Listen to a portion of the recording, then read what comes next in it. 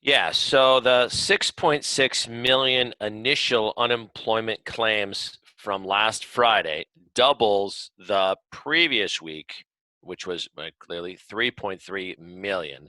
These are uh, these are breaking records all over the place. I mean, what we're talking about is a magnitude of unemployment that we haven't experienced in our lifetime. So I know that the Treasury is suggesting things like 15 to 20% unemployment.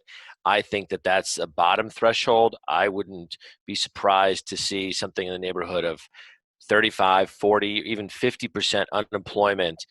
I know that the unemployment numbers that are going to come out next week for March are going to be a little skewed because the first 2 weeks of March people still had jobs, and so I'm going to wait until the first Friday in May to look at what's going on in April, and I think that's going to give us a better understanding of where the economy is headed. But I wouldn't be surprised if we're seeing something upwards of 25% unemployment very quickly. It's very scary. And is it your feeling that that 25%, that high number would continue once the economy starts up again? Well, it's hard to know when the economy is going to start up again. I mean, we're talking about maybe not peaking in Georgia.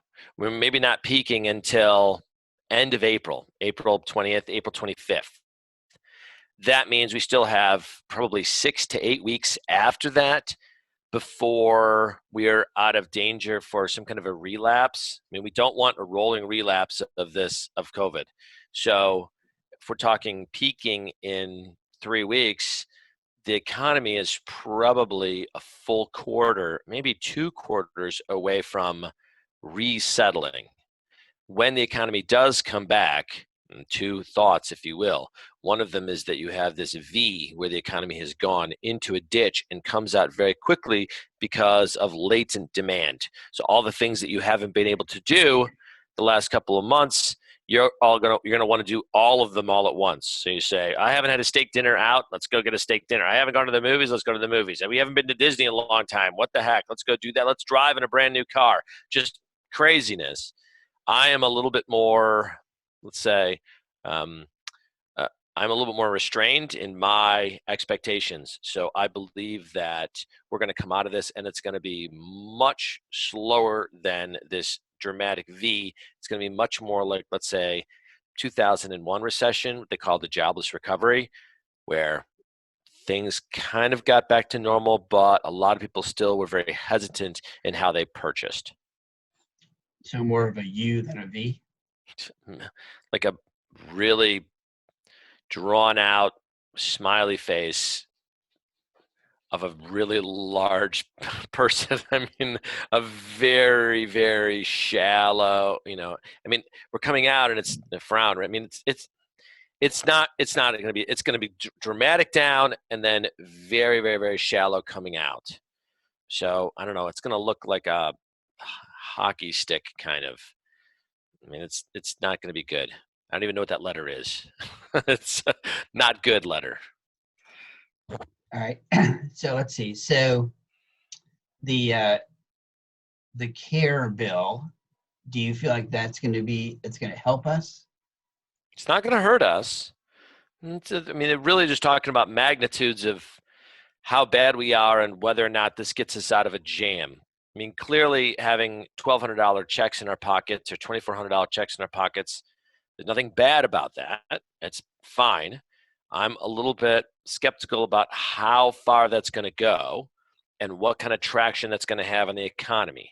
And so if people's, let's say, mortgages are forgiven, so complete forbearance, so that you end up, let's say, tacking the missed mortgage payments at the end of the loan rather than all of a sudden all being due in 90 days, that is going to have a difference.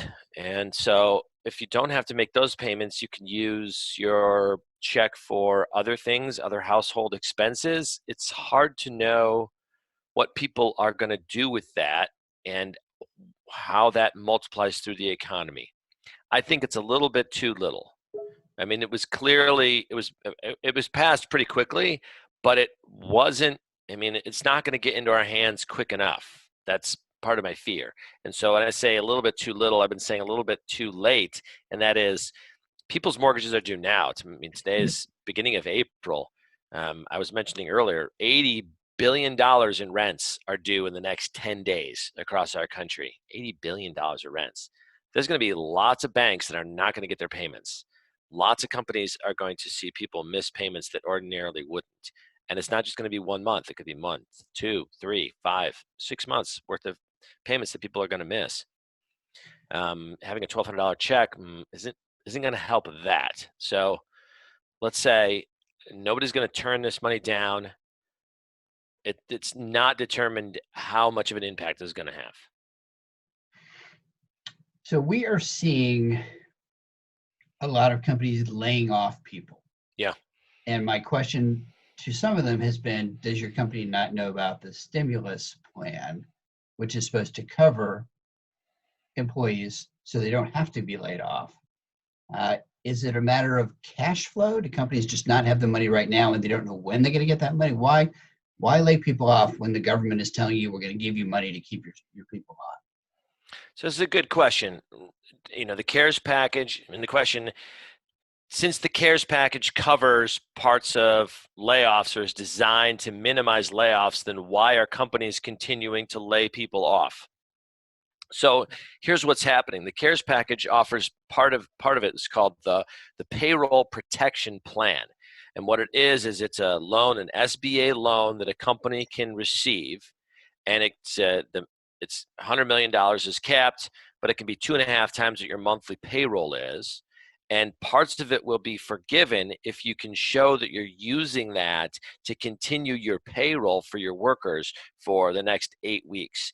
Now, you have to apply starting today, actually. You can apply for these loans, and you have to go through an SBA vendor in order to do it. It is not clear when you're going to get that money. So it's it's likely that a lot of small businesses do not have the cash reserves to keep their employees on the books for the next month, 8 weeks, before they actually get this loan. And so this just might make sense for a business owner for her to say, okay, I'm going to lay off everybody. I know these SBA loans are coming. I can apply for them now. I have payroll checks that are due on the 5th. I don't have the cash flow because I have no revenue coming in because the government made me shut down my non-essential business. So I'm going to fire everybody or furlough everybody. And then when the SBA loan comes through, then I can employ them again. There clearly is a gap in cash flow, reserves. If you don't have the money, you can't magically make it appear. And even though parts of these policies are designed to help small businesses, it's not in their bank accounts today.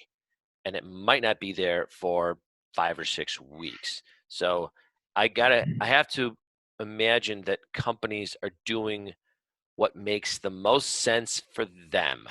And so we have to be patient, and we have to understand that people are going to have to figure out how to make this work for their company.